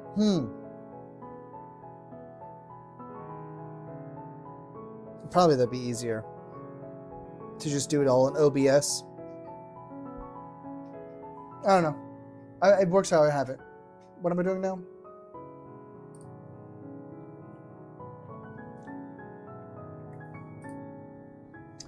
What are we doing? All right. To the map. Yeah. So, if you must know, the novel itself starts in this place called Shoret Hasa. Shoret Hase. It goes to this place called the Gobblin Hill Mound, and then they go. I don't want to give you the whole story, but that's as in the first campaign that we did. The campaign whose story I was writing for the novel, but has influenced the novel and the characters that were provided in it. So it's like there's no chicken and egg here. They are the same thing. It's the same story. But they spent, I kid you not, like a full year of calendar time here, right here, like within 100 miles of each other. And then I would show them like, okay, so here's what you guys have been doing for like the past several months. You've been focused right here. And I'll do this. So there you are. Keep your eye on it. Don't lose sight of it. Keep your eye on there. Keep looking. Oh, okay. Here we go. Yeah. You guys are right here in this like 1-inch territory. And this is what we're dealing with. Dealing with all this. At least for these boys. At least for Umbalin and Oblivion. At least they've traveled, At least they've gone places. Like they all started very far away. I mean, we just heard that Nibjum came from all the way over here. Here. Phil Conrad. Right? Yeah, he's a recorder. No, those are harvesters. He's a recorder. Here. So he came all the way from over here, which is a long way. I did the math. It's like several weeks by boat. If you're booking it. And he was booking it because he had a magical boat that allowed him to travel with that. He didn't actually do any of the navigation. The boat knew where it was going. Or it's programmed. The boat didn't know anything. It's like AI. The boat doesn't know anything. It just knows where it's going. Because it's predictive. That's that 1-to-1. And then, that Fizz Veneer came from the Towers of Rudale, so he's from far away. I mean, technically, if I go back to the backstories of all those guys, like, initially, one of the characters was from here. So, like, he made it all the way across over to here. Now, granted, that's over the course of several centuries, because he's like 500 years old or whatever. And one of them is a really old Veneer, but he's from Material Yoryrid. The other one is from the Fabulous, but that's not that far. And then one of them came from the Towers as well. Lived in the Towers, lived in Rudale. And both of them came from the Fabulous. Just different places. I think one of them is like from this general area, and I know one of them came from down here, Pullapush. And the Blululmosarshan. He can't claim that name, though. He got kicked out. I'm telling tales out of school now. What are we at? An hour and a half? We need to power through the rest here. We've made it through this much so far, including the Northern Kashars. So, other points of interest in this particular region. Oh, there is a fun bit where there are like some Feblesin who live in this area. They live south of the Fingerlings and north of the Shoalpash, in like this weird gray area of like, we don't know exactly who owns this territory. So there's this thing called the Steli of, I can't remember the full name. And I haven't fully integrated it yet. But it's like a major signpost that says, hey, this is an unincorporated territory that the Moson have claimed. There is no legal recourse if you're from the kingdom of the Crotonil. There is no legal recourse if you're from the kingdom of the Foothills. Like if you come in here, we can't do anything about it. Whatever happens, okay? So they would call themselves the last true Ode Infar, is what they would call themselves here. And there's like a big stone that's called the Steli. And it lives in that area there. And then you move your way down into the Shoalpash, which is a protectorate of the Kingdom of the Highlands, the Kingdom of the Fonril. I need to come up with the proper name for that. Kingdom of the Highlands, I think, is a little bit too... It's not nondescript. It's just a little bit too passé, a little too boring, a little too bland. Maybe it's a little too bland is what it is. So that's why I call it Pat Packin most of the time, rather than the Kingdom of the Highlands. I mean, it's true. This is like a strange, like, high plateau place. So there's an interesting topographical feature in this general area here. It's all pine barrens. Is that interesting for you? There's your geography. But then the Shoalpash is pretty interesting. I can't remember. I think that there are some. So the Shoalpash and the Atil Yoryrid. No, Tiril Yoryrid. This is Atil Yuri, and this is Tiril Yoryrid. This is domain of corrupted nature. This is uncorrupted nature. You can see where they got the name. So there is a major city here. It's on some of these. I think it's on this island in particular. Look at that. There's another line. This must have to do with my text. But I think it's so small. I don't think you can actually. No, that line is actually there. Because I was. Yeah. I need to fix that. Oh well. I'll fix it later. There is a major city in here that still exists. It's like wilderness and bad places to be. Sort of like some of the cities up in the scrub tundra, like Taundir.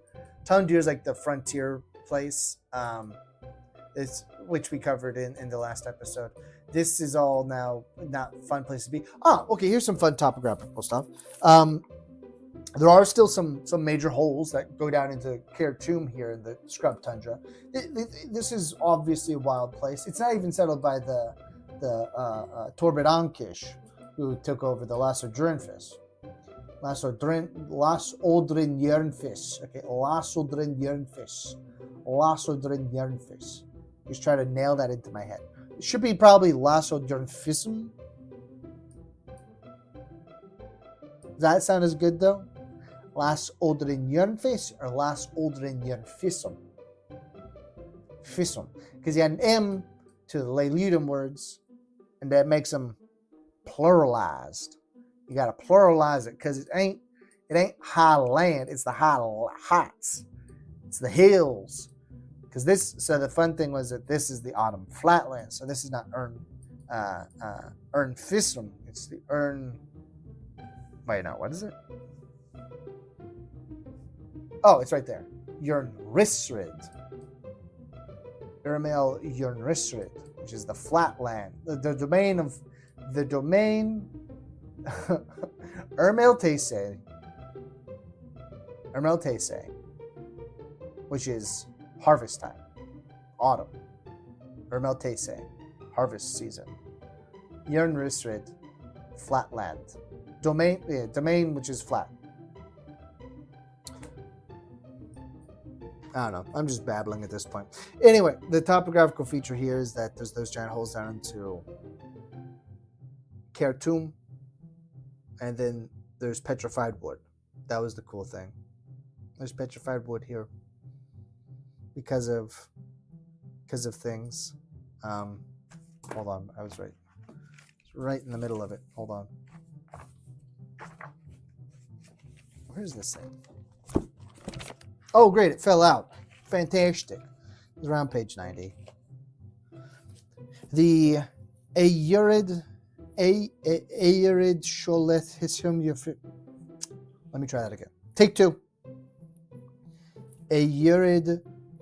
Let me just do it from the index because I put my pronunciation guide in the index.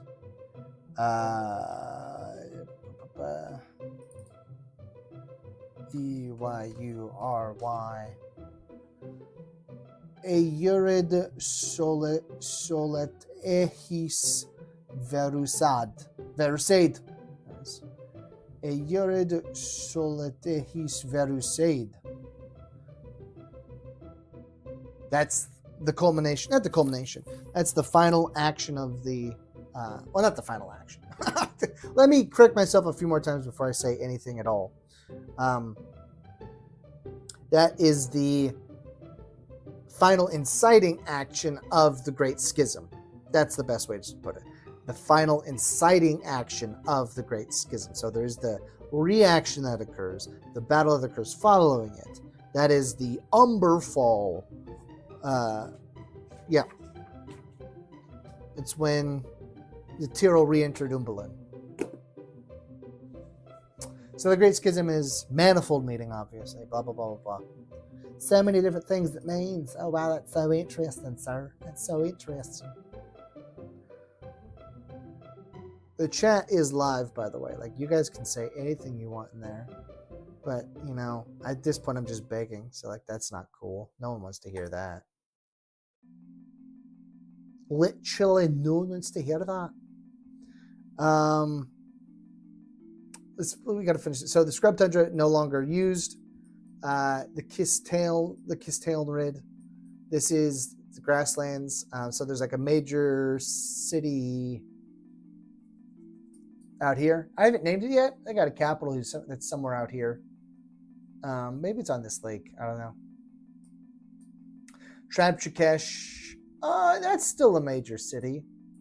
Yeah, because it's at the headwaters of the Ural Yernfis, the mountain river. And then I don't think Thiflin Yrfir is still a major city. I think it was pretty well wiped out by the Great Schism. Wouldn't have been rebuilt. Would have been raised more than likely by the Leiludum following that whole thing. So yeah, I don't think the Thiflin Yrfir is still there. Yniv, there's a guy who lived out here, probably major here, major there. But the War of the boy, there's so much that happens in between the Great Schism and modern day that, like, I haven't fleshed out the history of the Castellanrid very much after the War of the Breach. Yeah, it's just not been an area that I've had to put much thought into.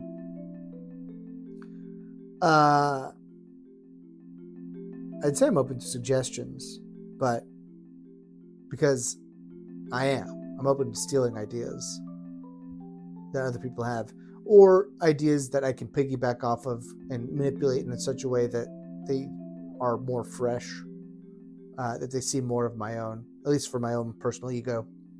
Cool. That's a nice thing. Continuing on down, we've talked about the Tyrol Uririd. Bad place to be nowadays. Very similar to the Sholpash. It's been ruined. There's like those Gelmoral, the Gelmoral from episode 2, episode 3. Episode 3. The Gelmoral from episode 3. There's like a bunch of Gelmoral over here. There's other things like Ryukryuv, which they've luckily not met because they haven't gotten very far out of here. Oh, is that true? Hold on. Is that true? Could you run into a Ryukryuv? Ryukryuv? Those things. Not fun. Where's the enemies encounters chart? Hold on. Let me... Umbalin. No, not Umbalin name. I need language. Clear. This is Kiss Tone. What's out there? Gelmoral are out there. Kekrub are out there. Tolgrets. No one likes a Tolgret. Lojrek. I don't know if I want to use Lojrek. That's Fellarel. We've talked about Fellarel very, very briefly. Those exist out in the Pat Pack, and yeah, they do. Kekrub do not. Where are the other ones? Yeah, the Wretched, the Gelmoral, TPCLH. Boy, it's been a long time since I looked at these. Yeah, Tyrol Payroll. Yeah, Tyrol Payroll. That's what TP means. And then that is the... Hold on. Listron Jundren Heights? Oh, really? Hold on, what? Okay, TP. Yeah.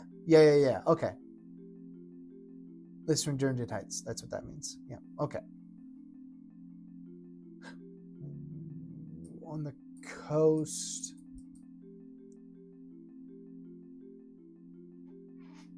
Pale Rule Sures. Is that right now? Hold on. Rule Sur Ayers. She's a lady magician. Evil lady magician. Evil rage lady magician. That's what that means. What else? Fellarel. Wogers. Uh-oh. Watch out for the Wogers. I think that is actually not... Oh, there's way too many of those. Oh, there they are. That's what I was looking for. Tiroid Pirul. Tiroid. That's what I was looking for. Oh, okay. Some of them I haven't actually. Is that them? No, that's different guys. Oh no, not a Yolej Rel. That's a bad guy. There it is. Yeah. Ryukryuv. Ryukryuvs.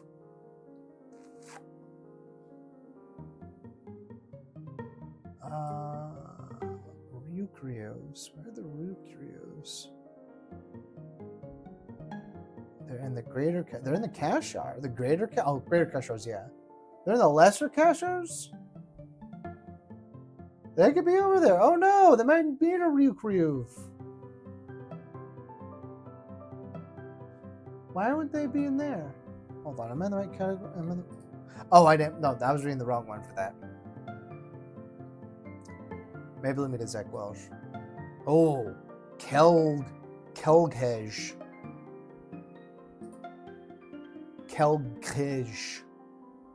So there's GH is a phoneme G. Rather than G, it's G.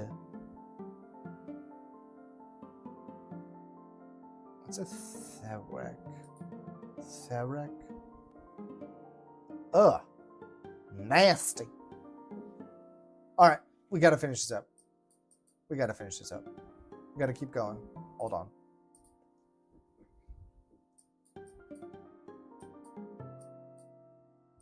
All right. Fabulous Riverlands. We know about that. It's Riverlands. Not much interesting happening in there. Winter Woodlands. You know, it's a big area. It's kind of split like along these this area here. This is called like the upper fingers or something like that. I don't remember what I called it exactly. It's something like that. It's like the hand or something. These little things. See up there, like they kind of look like fingers. I don't know. But there's not a lot of info that I have. I mean, it is woodlands. Like there's clearings where they've created like little settlements and things of that nature. But not a lot of detail. Obviously, like look, I barely even like drew any detail in here. I was supposed to put like a bunch of trees, but I never figured out a way to do trees that I liked. I obviously figured out how to do mountains the way that I like them, and I did rivers the way that I like them, with these little spaghetti noodles all over the place. But trees, I was not able to come to a conclusion on. Oh, I guess like the one fun geographic feature of these are these oxbow lakes. See, you can see them scattered throughout. Here's another one here. There's one. Some of them are very small. Wait, this is actually islands. It's tough sometimes in the Fabulous Riverlands because you zoom in, and if you lose context, like, okay, wait, so, okay, you can see this is encapsulated, right? So this is an island. Well, it's not. When is it an island when it's surrounded by rivers? Does it make it still an island, or is it big enough island that it's actually just the river is the part that's the exception rather than the land? That's a good question. Is it a good question? Who cares? Look, this is going to be a oxbow at some point soon. See? It's so noodly. It's eventually going to get cut off there, and it's just going to become another oxbow. I planned in oxbows into the river. This is an old oxbow, you can see, because it's so broken down. This is a big old lima bean. This is a zygote. Look at that thing. There's a different oxbow. Oxbow lakes. Oxbow lakes. Look at them all. Oxbow lakes. Look at this one. Look at how big this oxbow lake was. And then it's like, I'm going to break off and become an oxbow lake. Cool. Now you know. Oxbow lakes. Oxbow lakes. All right.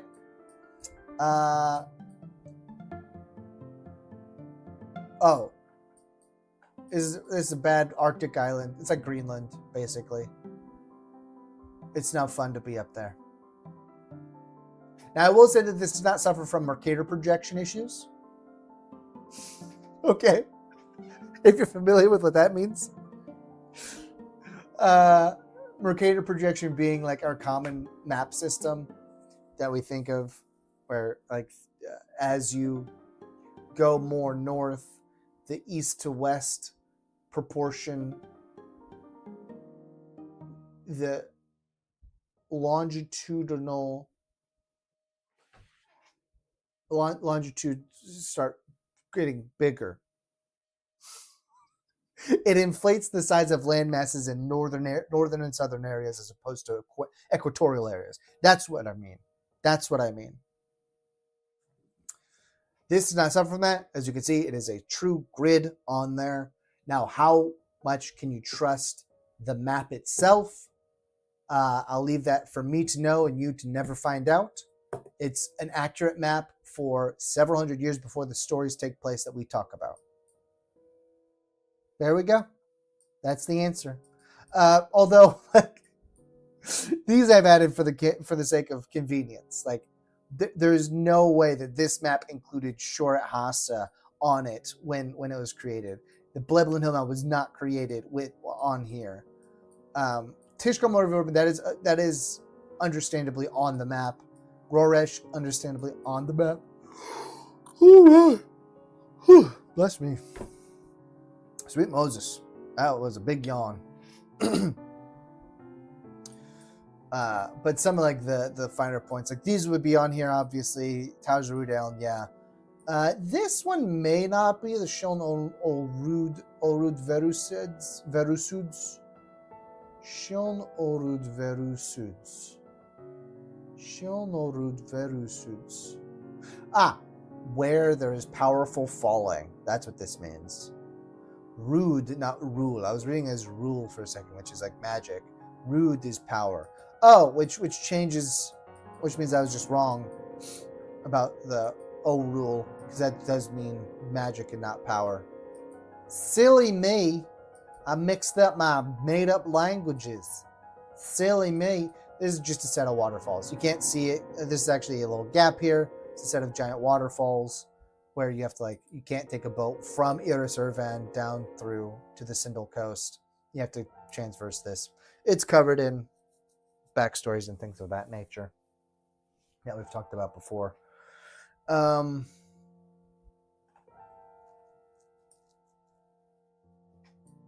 What is this line? Oh, it's the end of this thing. Boy, I got to go back and erase all of those, don't I? Look at that. That's incredible.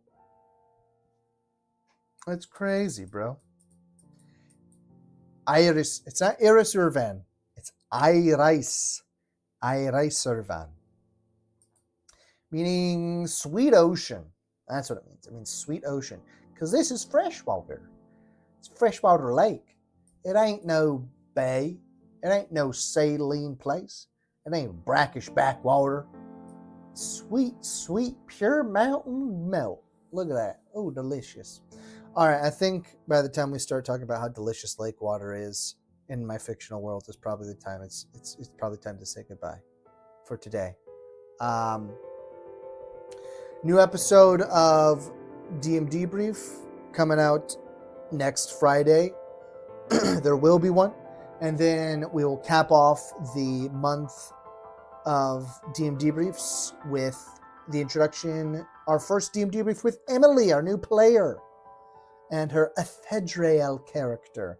I have to finish writing the backstory for that before we get there. So luckily I've got some time to do that. Otherwise, we're going to do a chat with some Broadrays for next Friday. And then make sure that you tune back in for December 1st. I have a beard hair in my fingers that I'm twiddling with, which is, I don't think that's necessarily repulsive. But make sure that you tune in on December 1st for the conclusion of the Battle of Nerton. Hopefully, I intend it to be the conclusion of the Battle of Nerton. We should be starting our recording a little bit earlier for that one. So, should be good. Should be good. Should be able to get it done. I fully intend to get it done. Will we get back to Rejla's Record? Will we collect everyone into Rejla's Record by the end of the next episode? By the end of year 1 of our show? Will we return to where we started year 1? Will we repeat the beginning of the show by having everybody meet up in Rejla's Record at the end of year 1? Will we have made it exactly 0 feet from where we started by the end of the first year? Ideally, that is the case. So be looking forward to that. In the meantime, you can go over to upandoutshow.substack.com and become a paid sub there to continue to have full access to our video recordings. We probably will still do, unless we will cut off the video once the battle in Nerton is done. So you better hope that battle keeps on going. But in the meantime, I don't think I have really a sign off for DM Debriefs either, but it's not a bit. I just don't have one. No, this isn't a DM Debrief anyway. This is a Lore Gobblin live. So until we meet again. Until we meet again. Goodbye. I should come up with like a little song that I do for these. Oh no, I do have a sign off. We normally listen to a piece of music for the end, but I don't want to do that today, because I am finished with this. So, ciao, arrivederci.